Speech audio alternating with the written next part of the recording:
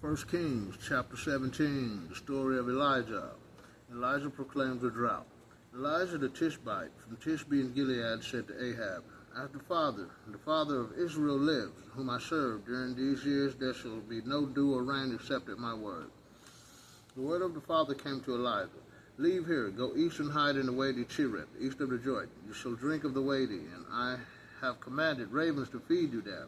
So he left and did as the Father had commanded. He left and remained by the Wadi Cherith, east of the Jordan. Ravens brought him bread and meat in the morning, and bread and meat in the evening, and he drank from the Wadi. After some time, however, the Wadi ran dry, because no rain had fallen in the land. So the word of the Father came to him. Arise, go to Zarephath of Sidon, and stay there. I have commanded a widow there to feed you. He arose and went to Zarephath. When he arrived at the entrance of the city, a widow was there gathering sticks. He called out to her, Please bring me some small cupful of water to drink. She left to go get it, and he called out after her, Please bring along a crust of bread. She said, As the Father, your Father, lives, I have nothing baked. There is only a handful of flour in my jar and a little oil in my jug. Just now I was collecting a few sticks to go in and prepare something for myself and my son. When we have eaten it, we shall die. Elijah said to her, Do not be afraid. Go and do as you have said. But first, make me a little cake and bring it to me. Afterwards, you can prepare something for yourself and your son. For the Father of Israel says, The jar of flour shall not go empty, nor the jug of oil run dry until the day when the Father sends rain upon the earth. She left and did as Elijah had said. She had enough to eat for a long time, he and she and her household. The jar of flour did not go empty, nor the jug of oil run dry, according to the word of the Father had spoken to Elijah.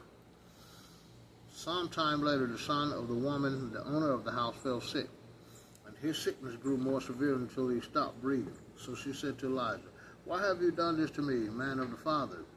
Have you come to me to call attention to my guilt and to kill my son? Elijah said to her, Give me your son. Taking him from her lap, he carried him to the upper room where he was staying and laid him on his own bed. He called out to the Father, Father, Most High Father, I am, my Father, will you afflict even the widow with whom I am staying by killing her son? Then he stretched himself out upon the child 3 times, and he called out to the Father, Father, Most High, who I am, my Father, let the breath of life return to the body of this child. The Father heard the prayer of Elijah. The life breath returned to the child's body, and he lived. Taking the child, Elijah carried him down into the house from the upper room and gave him to his mother. Elijah said, See, your son is alive. The woman said to Elijah, Now indeed, I know that you are a man of the Father, Most High, I am. And it is truly the word of the Father that you speak. Chapter 18. Elijah ends the drought. Long afterward, in the 3rd year, the word of the Father came to Elijah. Go present yourself to Ahab, that I may send rain upon the earth. So Elijah went to present himself to Ahab. Now the famine in Samaria was severe, and Ahab had summoned Obadiah, master of his palace, who greatly revered the Father. When Jezebel was slaughtering the prophets of the Father, Obadiah took 100 prophets, hid them away by 50s in caves, and supplied them with food and water. Ahab said to Obadiah, Go to the land to all sources of water and to all the wadis. We may find grass and keep the horses and mules alive, so that we shall not have to slaughter any of the beasts. Dividing the land to explore between them, Ahab went one way by himself, Obadiah another way by himself. As Obadiah was on his way, Elijah met him. Recognizing him, Obadiah fell prostrate and asked, Is it you, my lord Elijah? He said to him, Yes, go tell your lord, Elijah is here. But Obadiah said, What sin has your servant committed that you are handing me over to Ahab to be killed? As the Father, your Father lives, Most High I am, there is no nation or kingdom whom my Lord has not sent in search of you. When they replied, He is not here. He made each kingdom and nation swear they could not find you. And now you say, Go tell your Lord Elijah is here. After I leave you, the Spirit of the Father will carry you to some place I do not know. And when I go to inform Ahab and he does not find you, he will kill me, though your servant has revered the Father from his youth.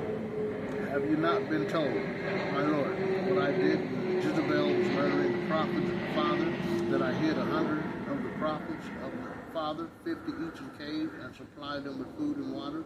And now you say, Go tell your Lord, Elijah is here? He will kill me. Elijah answered, As the Father, the Lord of hosts, Father, Most High I am, whom I serve, I will present myself to him today, as the Father lives. So Obadiah went to meet Ahab and informed him, and Ahab came to meet Elijah. When Ahab saw Elijah, he said to him, "Is it you, you disturber of Israel?" He answered, "Is it not I who disturb Israel, but you and your father's house, by forsaking the commands of the Father, and you by following the Baals? Now summon all Israel to the Mount of Carmel, as well as the 450 prophets of Baal and the 400 prophets of Asherah who eat at Jezebel's table." So Ahab summoned all the Israelites and had the prophets gather on Mount Carmel. Elijah approached all the people and said, "How long will you straddle the issue? If the Father is Most High God, and him only, follow him. If Baal, follow him." But the people did not answer him. So Elijah said to the people, "I am the only remaining prophet of the Most High Father, I am, and there are 450 prophets of Baal. Give us 2 young bulls, let them choose one, cut it into pieces and place it on the wood. But start no fire. I shall prepare the other and place it on the wood, but shall start no fire. You shall call upon the name of your God, and I will call upon the name of my Father, Most High, who I am. The Father who answers with fire is the Most High, one and only true living creator of all creatures." All the people answered, "We agree." Elijah then said to the prophets of Baal, "Choose 1 young bull and prepare it first, for there are more you. Call upon your God, but do not start a fire." Taking the young bull that was turned over to them, they prepared it and called upon Baal from morning to noon, saying, "Baal, answer us." But there was no sound and no answering. But they hopped around the altar they had prepared. When it was noon, Elijah taunted him, "Call louder, for he is a god. He may be busy doing his business or may be on a journey. Perhaps he is asleep, and he must be awakened." They called out louder and slashed themselves with swords and spears, according to their ritual, until blood gushed over them. Noon passed, and they remained in a prophetic state until the time for offering sacrifice. But there was no sound, no one answering, no one listening. Then Elijah said to all the people, "Come here to me." When they drew near to him, he repaired the altar of the Father which had been destroyed. He took 12 stones from the number of the tribe of the sons of Israel, to whom the Father had said, "Israel shall be your name." He built the stones into an altar to the name of the Father, and made a trench around it large enough for 2 measures of grain. When he had arranged the wood, he cut up the bull and laid it on the wood.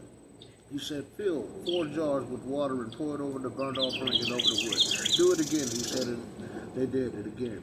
"Do it a 3rd time," he said, and they did it a 3rd time. The water flowed around the altar. Even the trench was filled with water. And at the time of the offering sacrifice, Elijah the prophet came forth and said, "Father, Most High, I am, of Abraham, Isaac, and Israel. Let it be known today that you are the Father in Israel, and that I am your servant and have done all these things at your command. Answer me, Father, answer me, that this people may know that you, O Father, are the one and only true living creator of all creatures, and that you have turned their hearts back to you." And then the Father's fire came down and devoured the burnt offering, wood, stones, and dust, and lapped up the water in the trench. Seeing this, all the people fell prostrate and said, "The Father, Most High, I am, is the one and only true living God. Father is God, him and him only." Then Elijah said to them, "Seize the prophets of Baal, let none of them escape." They seized them, and Elijah brought them down to the way to Kishon, and there he slaughtered them. Elijah then said to Ahab, "Go up and eat and drink, for there is the sound of heavy rain." So Ahab went up to eat and drink, while Elijah went to the top of Carmel, crouched down to the earth, and he put his head between his knees. He said to his servant, "Go up and look out and see." He went up and looked, but reported, "There is nothing." 7 times he said, "Go look again." And the 7th time the youth reported, "There was a cloud as small as a man's hand rising from the sea." Elijah said, "Go and say to Ahab, harness up and go down the mountain before the rain stops you." All at once the sky grew dark with cloud and wind, and a heavy rain fell. Ahab mounted his chariot and headed for Jezreel, but the hand of the Father was on Elijah. He girded up his clothing and ran before Ahab as far as the approaches of Jezreel.